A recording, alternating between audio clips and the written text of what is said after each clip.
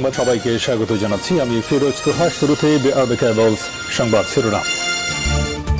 Israel ফিলিস্তিন পুরোদমে যুদ্ধ চলছে, আর এই যুদ্ধের সর্বশেষ আন্তর্জাতিক গুরুত্বপূর্ণ আপডেট সংবাদ জানিয়ে দিব। শুরুতেই শিরোনাম। আলহামদুলিল্লাহ, কান্নার জন্য প্রস্তুত হও ইসরায়েল, হুঁশিয়ারি লেবাননের। এরপর জানিয়ে দিব ইসরায়েল বিরোধী হামলার পরিমাণ ও গুণগত মান শক্তিশালী হবে, ঘোষণা হিজবুল্লাহর। এরপর জানিয়ে দিব নিরাপত্তা হুমকির মুখে পরমাণু অস্ত্র ভান্ডারকে উন্নত করছে ন্যাটো। এদিকে যুদ্ধবিরতির চুক্তি প্রক্রিয়া শেষ মুহূর্তে গাজা যুদ্ধ ভয়ঙ্কর হয়ে উঠছে। এবং সর্বশেষ জানিয়ে দিব কাঁপছে সেন্ট মার্টিন, আকাশে উঠছে যুদ্ধ বিমান। কান্নার জন্য প্রস্তুত হও ইসরায়েল, হুঁশিয়ারি লেবাননের। ইসরায়েলকে কঠোর হুঁশিয়ারি দিয়েছে লেবাননের ইসলামী প্রতিরোধ আন্দোলন হিজবুল্লাহ। সশস্ত্র গোষ্ঠীটির এক নেতা এই হুমকি দিয়েছেন, বলেন ইসরায়েল যেন কান্নার প্রস্তুতি নেয়। ইসরায়েলি সেনাবাহিনীকে শীঘ্রই ভয়ঙ্করভাবে জবাব দেওয়া হবে। আরব নিউজের প্রতিবেদনে বলা হয়েছে, মঙ্গলবার ইসরায়েলি হামলায় হিজবুল্লাহর শীর্ষ পর্যায়ে এক নেতা নিহত হয়েছেন। তালেব আমি আবদুল্লাহ নামে 55 বছর বয়সী এই নেতা ফিল্ড কমান্ডারের দায়িত্ব পালন করছিলেন। তিনি গোষ্ঠীটির সামরিক নেতৃত্ব ও পরিকল্পনার জন্য গুরুত্বপূর্ণ ছিলেন। এই ঘটনায় বেশ ক্ষিপ্ত হয়েছে হিজবুল্লাহ। জবাবে ইসরায়েলকে লক্ষ্য করে একই দিনে 170টির বেশি ক্ষেপণাস্ত্র নিক্ষেপ করে তারা। গতকাল সকালে দফায় দফায় সব ক্ষেপণাস্ত্র ছোড়া হয়। হিজবুল্লাহর এসব ক্ষেপণাস্ত্র আঘাতে ইসরায়েলের বিভিন্ন জায়গায় বিস্ফোরণের শব্দ শোনা গেছে। ইসরায়েলি সংবাদ মাধ্যম টাইমস অব ইসরায়েল জানিয়েছে, গত 8 মাস ধরে চলা এই যুদ্ধে এটি ইসরায়েলকে লক্ষ্য করে ইসরায়েলের চালানোর অন্যতম বড় রকেট হামলা। সংবাদ মাধ্যমটি জানিয়েছে, লেবানিজ গোষ্ঠীটির এবারে হামলায় লক্ষ্য করা হয়েছে তাইবেরিয়াসকে। চলমান যুদ্ধে এর আগে এই অঞ্চলে কোনো রকেট ছোড়েনি হিজবুল্লাহ। রকেট হামলায় এখন পর্যন্ত কোনো হতাহতের খবর পাওয়া যায়নি। হিজবুল্লাহ রকেট হামলার বিষয়টি নিশ্চিত করেছে ইসরায়েল প্রতিরক্ষা বাহিনী আইডিএফ। তারা জানিয়েছে, লেবানন থেকে অন্তত 90টি রকেট উত্তর প্রদেশে প্রবেশ করেছে। এর মধ্যে কিছু রকেট আকাশ প্রতিরক্ষা ব্যবস্থা ব্যবহার করে ধ্বংস করা হয়েছে, আর কিছু রকেট কয়েক জায়গায় আঘাত এনেছে। লেবাননের আল মাইদিন টেলিভিশন চ্যানেল জানিয়েছে, গোলান মালভূমির আপার গ্যালিলিতে কয়েক ডজন বিস্ফোরণের শব্দ শোনা গেছে। এর মধ্যে কয়েকটি ক্ষেপণাস্ত্র রামিম ফ্লিক, আল মানারা এবং আরও কয়েকটি অবৈধ ইহুদি বসতিতে আঘাত এনেছে। ইসরায়েল বিরোধী হামলার পরিমাণ ও গুণগত মান শক্তিশালী হবে, ঘোষণা হিজবুল্লাহর।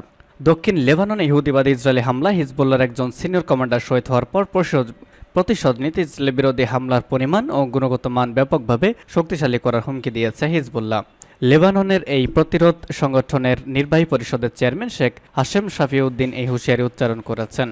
মঙ্গলবার দক্ষিণ লেবাননের একটি বাড়িতে ইসরায়েলি ড্রোন হামলায় নিহত কমান্ডার অনুষ্ঠানে অংশগ্রহণ করে বুধবার তিনি হুঁশিয়ারি দিয়েছেন। তার জানাজা অনুষ্ঠানটি হয়েছে। সাফিউদ্দিন বলেছেন, এই পবিত্র রক্তপাতের পর আমাদের সুনির্দিষ্ট এবং অনিবার্য প্রতিক্রিয়া হবেই যে আমরা আমাদের অভিযানের তীব্রতা, শক্তি এবং বৈচিত্র্য বৃদ্ধি করব।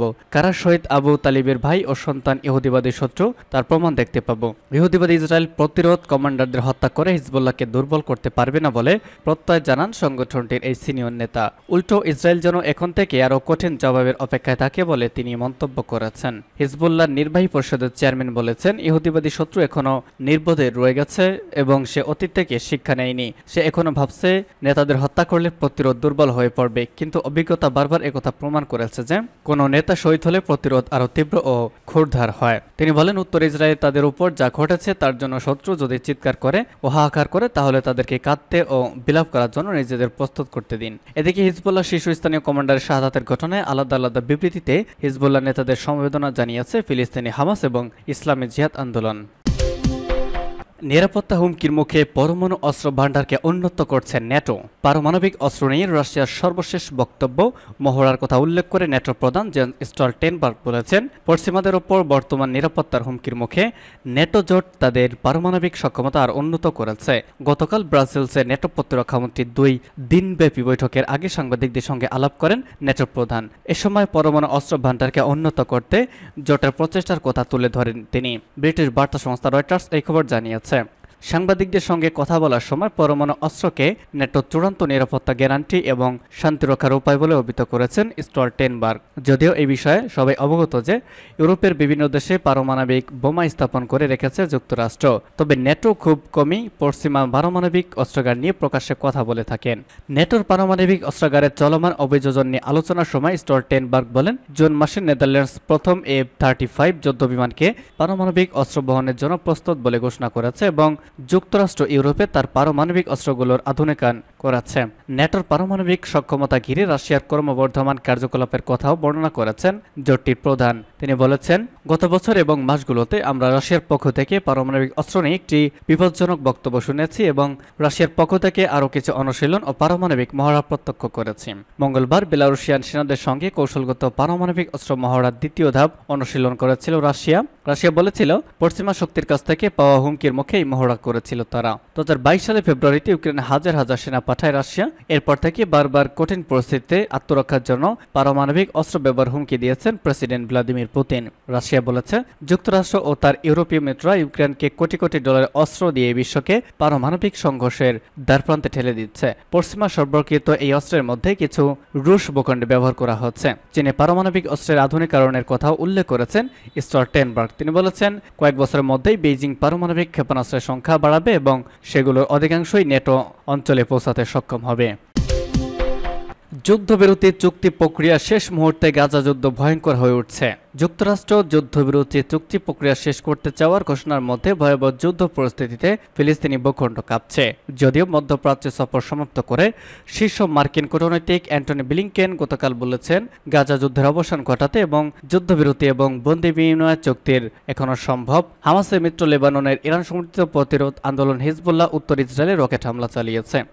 ইসরায়েলি হামলা হিজবুল্লাহর একজন সিনিয়র কমান্ডার নিহত হওয়ার একদিন পরেই তারা এই হামলা চালায়। মার্কিন প্রেসিডেন্ট জো বাইডেনের গাজা যুদ্ধবিরতি রোডম্যাপ প্রচারের জন্য একটি সফরের শেষ পর্যায়ে দোহায় ব্লিংকেন বলেন, মার্কিন যুক্তরাষ্ট্র চুক্তিটি শেষ করতে আঞ্চলিক অংশীদারের সাথে কাজ করবে।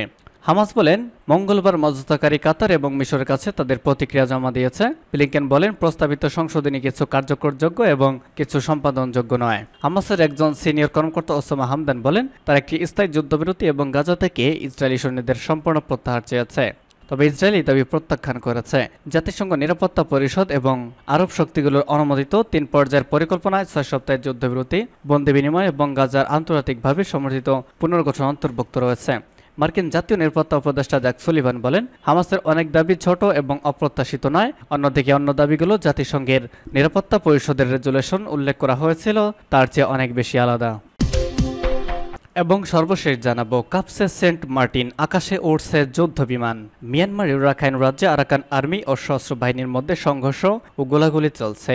দুপক্ষের মর্টারশেল ও ভারী গোলার বিকট শব্দে কেঁপে উঠেছে কক্সবাজারের প্রবাল দ্বীপ সেন্ট মার্টিন। পাশাপাশি টেকনাফ সীমান্তেও গোলার বিকট শব্দ পাওয়া গেছে। সে দেশের আকাশ সীমায় উঠছে যুদ্ধ বিমান। এতে ভয় ও আতঙ্কের মধ্যে আছেন দ্বীপের বাসিন্দারা।